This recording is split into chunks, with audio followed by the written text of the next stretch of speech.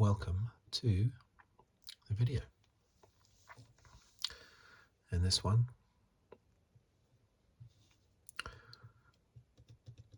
as you can see, I'll be taking a look at this fine Barrago model of the Ferrari F1-75 from 2022. The best looking car in my view under the new 2022 FIA regulations. Beautiful car, which is why I had to get this model.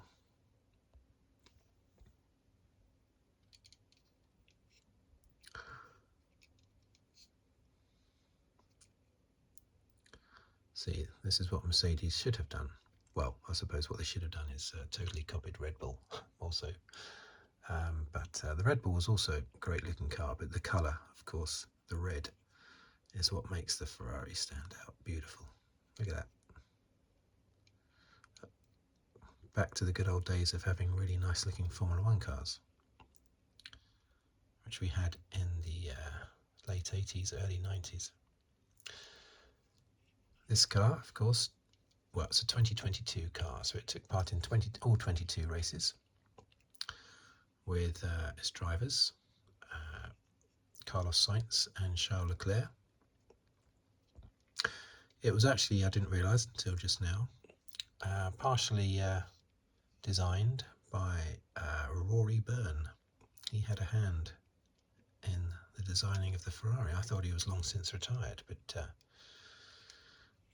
I think like Adrian Newey, he sort of disappears off, retiring from Formula One or from the race team, and then sort of like comes back again because he gets bored. That's what Adrian Newey keeps doing, and maybe that's what Rory Byrne keeps doing as well. But Rory Byrne, of course, was a technical designer or whatever, I don't know his precise title, at Benetton when Schumacher was winning his titles in the mid-90s, and then also at Ferrari when Schumacher was winning his titles 20 years ago. So he's a top man. He is Adrian Newey level. He is Adrian Newey level. And this car, of course, was fantastic. Straight out of the box. It won the opening race, had a 1-2 in the opening race. And I think they would have been 1-2 probably regardless of the Red Bulls retiring. And then it was second in the third race. Leclerc was second in the second race. Where was the second race?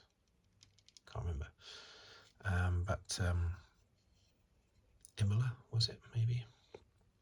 Anyway, Leclerc was second there behind Verstappen, and then in the third race in Australia, Leclerc won again, and Verstappen retired again. So suddenly, Leclerc had a 75-point lead over Verstappen in the championship. It was 75, wasn't it? Or was it 55? Something like that. Very big, anyway. I think it was about 50 points, actually. I think he had 75 points after 3 races. And unbelievable. And after 3 races, we thought, that's it. Ferrari are going to win the World Championship this year easily. Leclerc is going to be crowned champion. And then it all went wrong. Throughout the season, they had 4 wins. Bahrain and Australia, which I've already mentioned. And then Sainz picked up a win, his first ever win at Silverstone. And then Leclerc won in Austria.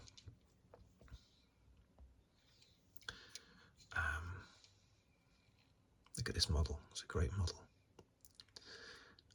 But there were plenty of races that they should have won. The one that immediately comes to mind is France, when Leclerc was comfortably leading and then span out,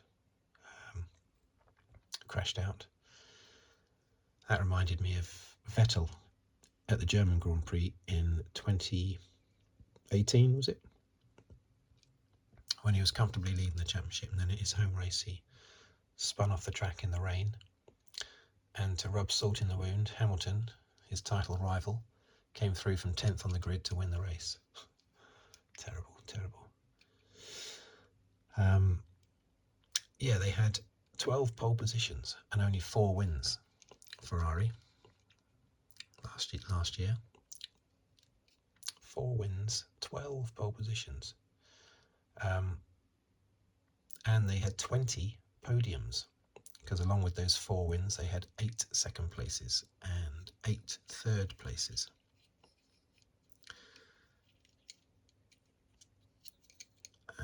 It was sort of blamed on strategy, and they did have some bad strategy calls. Not all down to strategy. Certainly I don't think France was. I think that was Leclerc's mistake. I think he held his hand up to that one. But there were big strategy errors, which meant that Mattia Binotto left at the end of the season. I don't know if it was by mutual arrangement or if he was sacked, but I'm sure if everything had gone fantastic, and I'm sure that if Ferrari bosses had been happy with the season, I'm sure he would have stayed. But it's amazing when you consider after 3 races, Ferrari was so on top. I mean, Binotto was grinning from ear to ear, and then at the end of the year he's out because of the performance of the whole team, not just the car, but the whole strategy and everything. It's incredible how that turned around throughout the season. Immense pressure. That's what I think caused any strategy problems they had, which I think were exaggerated. These things always are, but the strategy calls, the bad ones that were made, I think were exasperated by extreme pressure as Red Bull were coming back at them. 5 fastest laps the car had throughout the season, and amassed a healthy 554 points. Although that's quite a bit less than what Red Bull have already amassed in 2023. At the time I'm recording this video, after 16 races in 2023, Red Bull have already scored over 600 points. But anyway, this was still good improvement by Ferrari over previous years.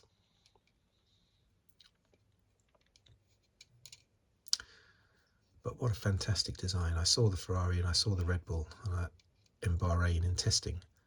Bahrain, I thought, wow, look at them. Everyone was going, wow, look at the lovely McLaren. I didn't think the McLaren looked nice at all. The 0 side pod. What it did is it exaggerated the floor underneath. I don't like it when the floor is so pronounced. It looks like the car is driving around on a giant rectangular plate. I think that looks ugly. Here the floor comes in at the sides, doesn't stick out much. But on the McLaren, on the Mercedes, because of the 0 side pod concept, the floor, you could see much more of the floor. And it didn't come in either, it just seemed to go straight back, rectangle. Awful design, I thought.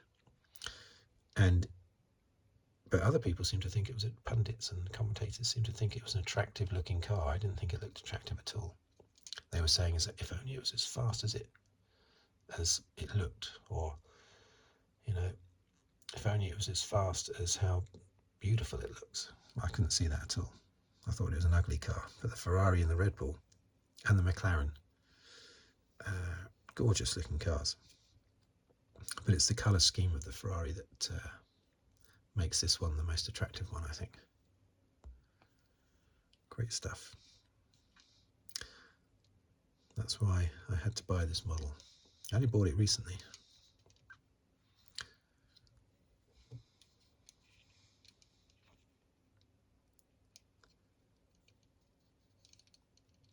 It's really nice model. Medium tyres. That's probably a bad strategy error. It's probably supposed to be on soft tyres right now, not mediums. But anyway, mistake by the team there. But look at those radiators and the air intake, and it's just so beautiful the way it's all designed. And the model is fantastic. I remember 30 years ago I used to get F1 models, 1 to 43 scale, same as this.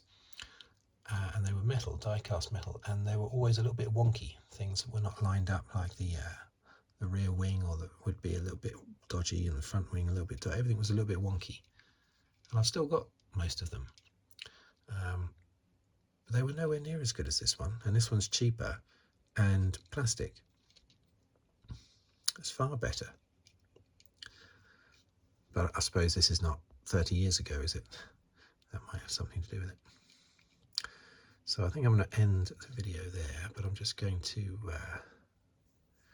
see if I can get a nice shot for the thumbnail on the video.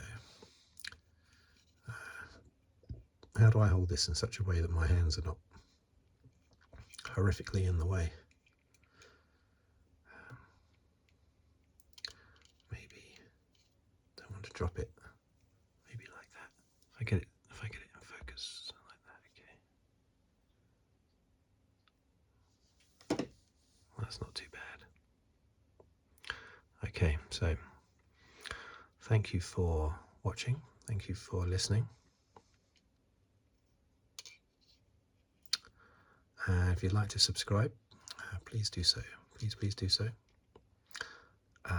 Or comment, or like the video.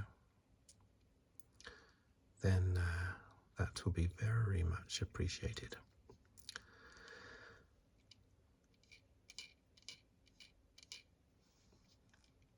So, for now, it's goodbye from me, and I'll see you, hopefully, on the very next video. Thank you very much.